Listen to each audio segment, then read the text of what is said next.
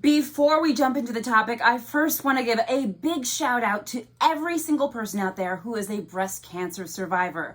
I also want to give a big shout out to those who are fighting breast cancer right now. We are sending our hearts and our prayers and lots of love, and we're sending you lots of love and light. And we're also thinking about all of you who have lost someone to breast cancer. You know, breast cancer is a cancer that affects so many. According to the American Cancer Society, about 42,170 women will die from breast cancer.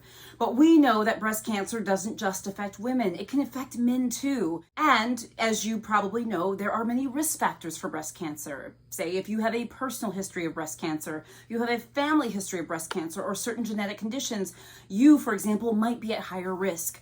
But what I wanted to talk about today was these lifestyle risk factors that you may not know about.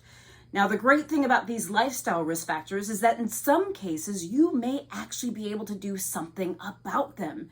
And that's a good thing. So let's just begin. One of the first lifestyle risk factors for breast cancer is alcohol consumption. That's right. Drinking alcohol is linked to an increased risk in breast cancer. Now, alcohol consumption is something that we can do something about. So if you haven't taken stock of your alcohol intake, this is the time to do it. The second lifestyle risk factor for breast cancer is obesity or being overweight after menopause. Now, it's actually really interesting. Obesity and body weight is actually pretty complex when it comes to breast cancers. It can have different effects on types of breast cancer, etc. But we do believe that being overweight or obese after menopause increases your risk for breast cancer. Now, you know, we always want people to stay a healthy weight. We often talk about that for many conditions, whether it's heart disease risk, cholesterol, diabetes, etc. Well, add breast cancer risk to your list of reasons to get in shape, to stay active, to keep a healthy weight. And speaking of staying active, let's go on to our third lifestyle risk factor. That is actually being physically inactive.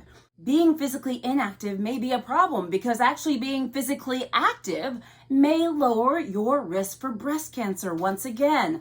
You know, this is something we can do something about. Just like some of these other risk factors, think about your activity levels. Are you active? Are you getting some exercise? And remember, you don't have to go to the gym.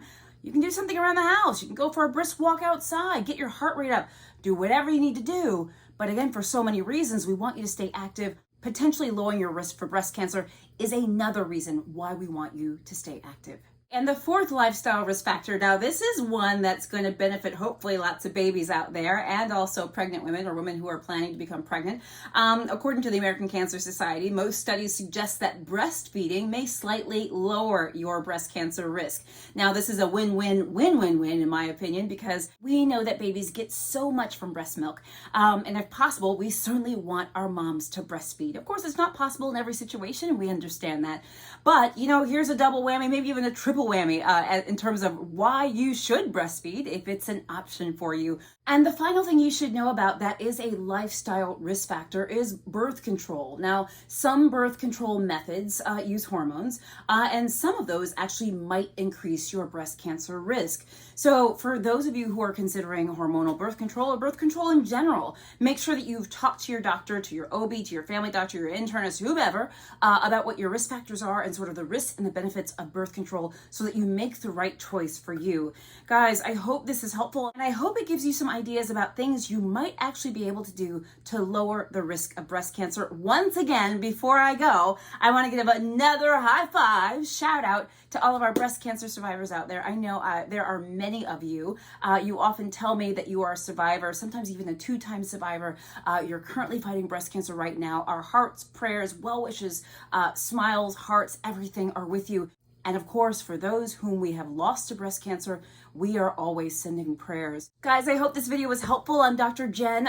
Please share this video with others. And if you have not subscribed to my channel yet, please do. I do health content all the time. Guys, I'll see you soon.